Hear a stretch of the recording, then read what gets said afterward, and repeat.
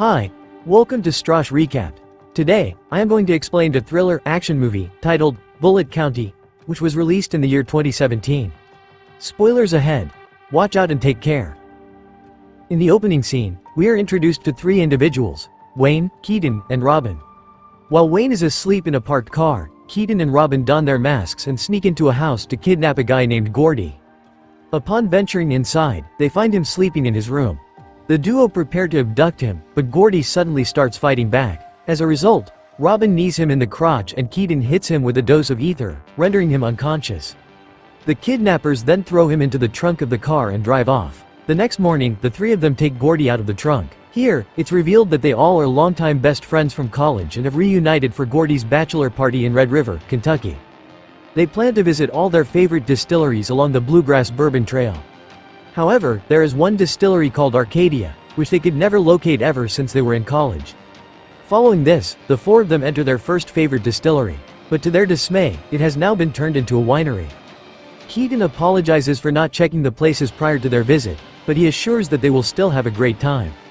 While the others proceed to have some wine, Gordy decides to wander around the streets, reminiscing about some good old days.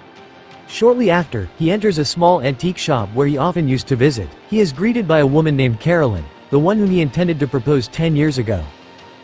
At first, Gordy doesn't recognize her, but when she gives some hints, he is taken aback. They then begin their conversation, recalling their days from the past.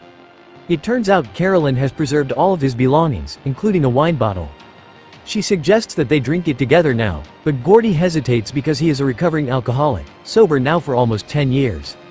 As their conversation unfolds, Carolyn tells him about the legend of the Bulitt treasure.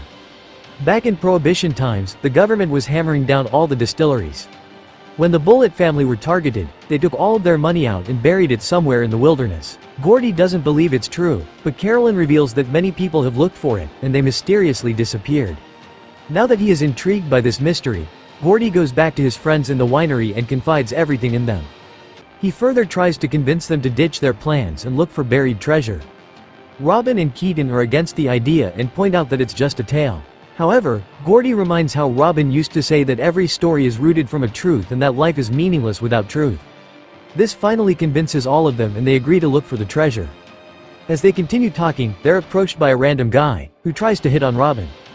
Gordy intervenes and orders him to walk away, but the guy remains adamant. So, Gordy grabs a table knife and points it towards his neck, forcing him to leave. This violent incident shocks the friends, but they choose to ignore it for now. In the next scene, the four best friends make their way towards the woods of rural Kentucky.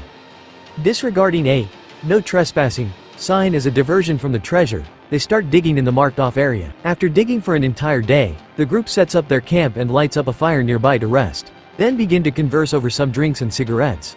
Amidst this, Gordy suddenly has his gaze fixated on Robin's chest, which he finds erotic. Unable to control his emotions, he puts his hand on her, making the situation awkward.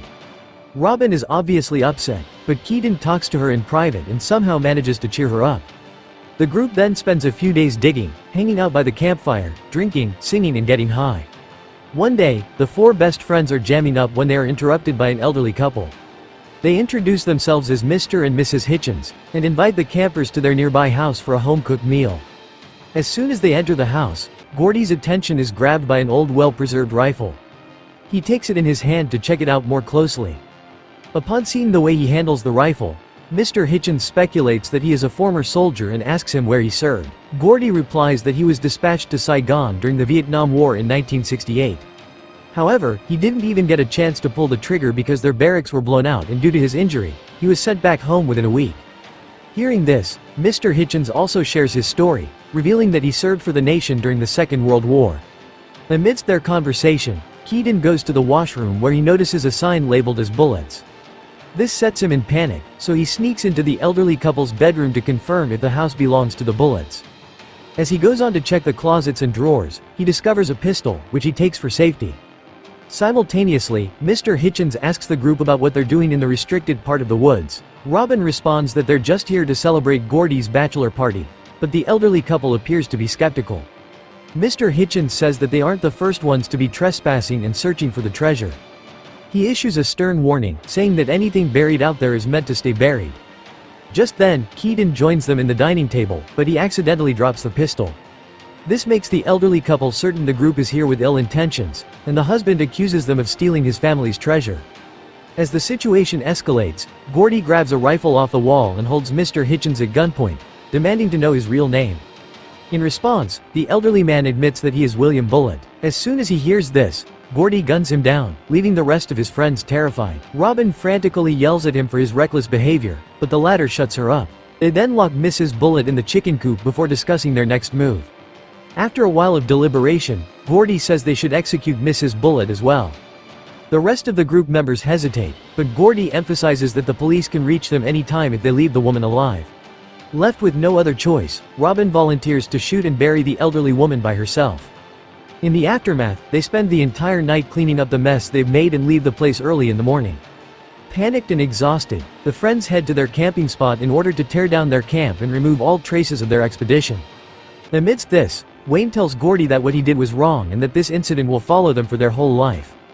Gordy feels disturbed, so he excuses himself for a while, telling the group that he's going to refresh his head. He then wanders back to the house and begins drinking Mr. Bullitt's bourbon stash, lapsing into an unhinged version of himself.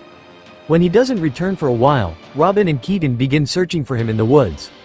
They decide to split up but promise to meet at the rendezvous point after an hour. Not long after, Robin finds Gordy, but he's already in his inebriated state.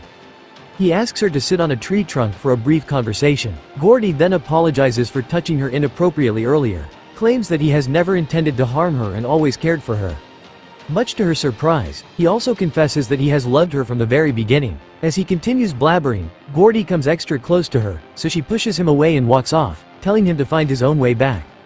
On the other hand, Keaton returns to the same restricted spot. It turns out he had found the treasure during their earlier dig, but he opted to keep it a secret from his friends.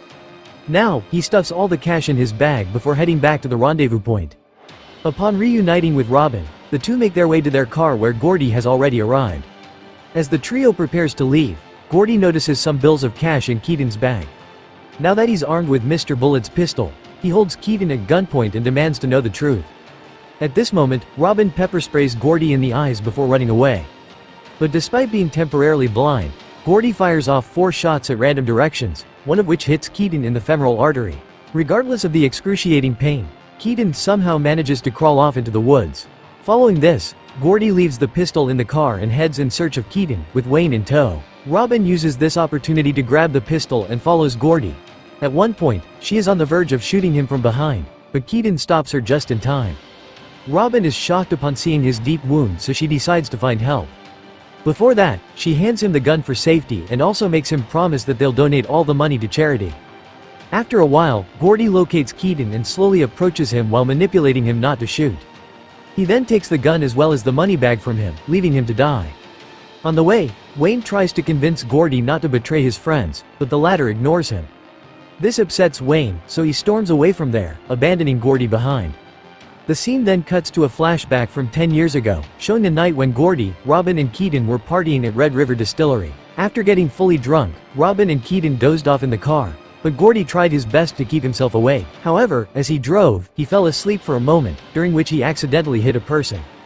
Jolted awake, Gordy stepped out of the vehicle, only to discover Wayne taking his final breaths. He soon passed away in his arms. Gordy feared he would be caught by the authorities, so he decided to bury the corpse in the nearby woods. While doing so, Keaton and Robin woke up and witnessed everything, but the trio swore each other to secrecy. Ever since then, Gordy has been seeing Wayne as the embodiment of his guilt. Back in the present, Robin tears through the forest, but she unfortunately falls down an embankment into a tangle of barbed wire. As a result, Gordy catches up to her. He attempts to shoot her, but there are no bullets in the gun. Turns out Keaton had unloaded the weapon before Gordy could take it from his grasp. Then, a few seconds late, Gordy is shot in the back by Mrs. Bulitt. Here, it's revealed that Robin had spared her the previous night and simply pretended to bury her. In the aftermath, Robin is left to struggle out of the barbed wire on her own. With her last bit of strength, she manages to free herself, after which she makes her way towards the Arcadia distillery. The movie ends with a flashback to a month after Wayne was killed. The 3 friends were sitting in a bar, uncomfortably trying to live a normal life after what they've done.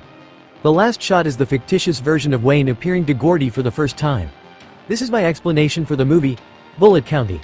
So what do you guys think about the movie? Write in the comment. Subscribe for more videos like this. turn on notifications, and leave a like to help the channel out. Thank you for watching.